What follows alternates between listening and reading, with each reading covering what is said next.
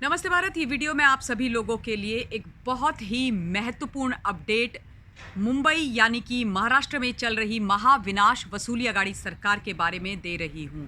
आप सब लोगों को मालूम है कि अनिल देशमुख पूर्व गृह मंत्री महाराष्ट्र के इस वक्त जेल की सलाखों के पीछे हैं और सिर्फ एक नहीं अपितु दो केसेस में वो वांछित हैं। उनकी जो गिरफ्तारी है वो दो केसेस के मामले में है। 2 केस उन पर चल रहे हैं। एक ऑब्वियसली 100 करोड़ वसूली का बहुत बड़ा मुद्दा और मामला, और दूसरा महाराष्ट्र मुंबई पुलिस के अंदर पोस्टिंग ट्रांसफ़र का जो घोटाला चल रहा था, यानी कि पोस्टिंग एंड ट्रांसफ़र के लिए महकमे के अंदर से ही बड़ी रिश्वत घूस ली जा रही थी, वो वाला मामला।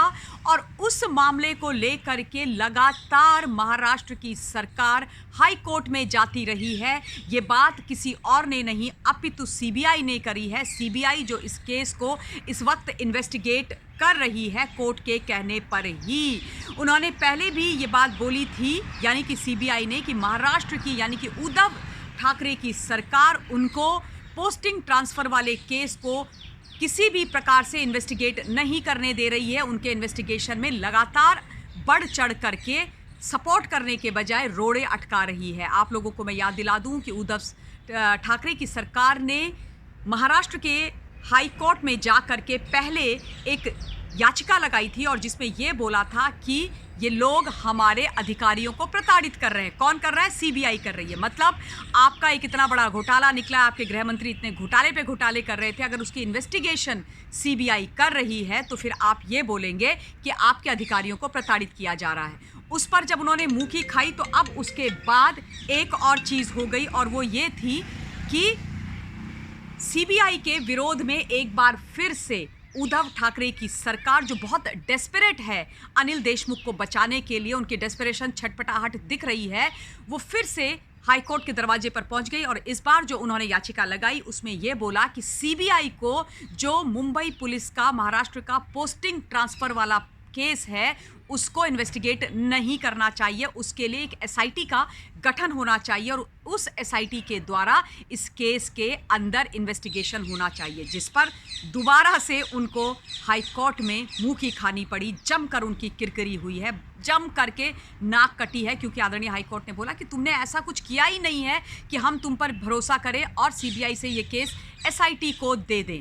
तो वो किसी भी प्रकार से ये नहीं चाह रहे हैं। उद्धव ठाकरे की सरकार, शरद पवार, कोई भी ये नहीं चाहता है कि दोनों ही मामलों में जो इन्वेस्टिगेशन है वो कोई और करे। वो चाहते हैं कि उनकी पुलिस, उनकी एसआईटी का गठन हो और वो ही करें। और ख़ासतौर पे जो ये पोस्टिंग ट्रांसफ़र वाला केस है, उनको पता है कि इस केस के तार बहुत दूर दूर तक जुड़े हुए हैं, इसलिए वो हर हालत में अनिल देशमुख को इस केस से बचाना चाहते हैं। आप समझ रहे हैं ना कि बचाने की कोशिश, कवायद क्यों की जा रही है। अगर लगातार की जा रही है तो इसके पीछे एक बात तो साफ है कि दाल में कुछ नहीं काला है, बल्कि दाल पूरी की पूरी काली है। कुछ तो गड़बड़ नहीं है दया, सब कुछ ही गड़बड़ है। आपको मैं कुछ फैक्ट्स बता देना चाहती हूँ।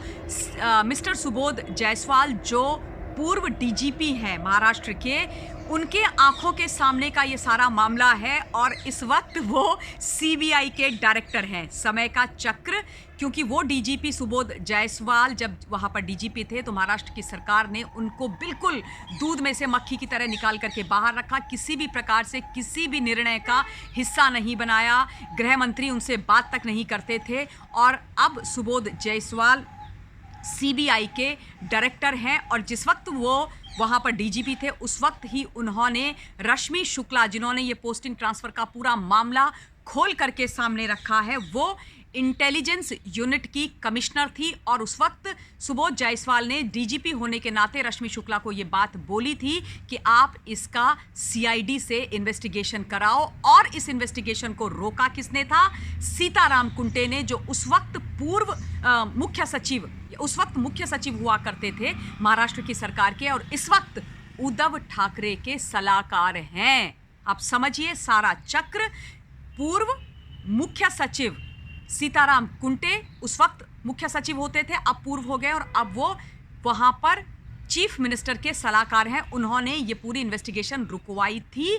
और उसके अलावा संजय पांडे जो अब डीजीपी हैं, उनका भी यहाँ पर कुछ ना कुछ कनेक्शन है और इसीलिए सीबीआई बार बार सीताराम कुंटे और संजय पांडे को भी इन्वेस्टिगेट करना चाह रही है। उस पर भी रोक लगाने की कोशिश महाराष्ट्र की यानी कि उद्धव ठाकरे की सरकार ने किया था, लेकिन अब सब पर पानी उनके इच्छाओं पर फिर गया है, कुठाराघात हो गया है उनकी सारी इच्छाओं पर। अब वो इन लोगों को इन्वेस्टिगेट कर सकते हैं क्योंकि हाईकोर्ट ने साफ कर दिया है कि ऐसा कुछ हमें दिख नहीं रहा है कि हम महाराष्ट्र की सरकार में एसआईटी का गठन होने दें और उसके बाद इस केस को इन्वेस्टिगेट होने दें। और ये केस अगेन बहुत बड़े नेक्स्ट लेवल के भ्रष्टाचार का केस है और केस ऐसा है जहां पर आप पोस्टिंग और ट्रांसफर्स बेच रहे थे महाराष्ट्र के अंदर पुलिस महकमे में। ये वाली पोस्टिंग चाहिए, ये वाला थाना बहुत महंगा है, यहाँ तुम अच्छी वसूली करोगे, यहाँ चले जाओ, ये वाला ट्रांसफ़र चाहिए, यहाँ पर अच्छी पोस्टिंग है, यहाँ जाना है, इस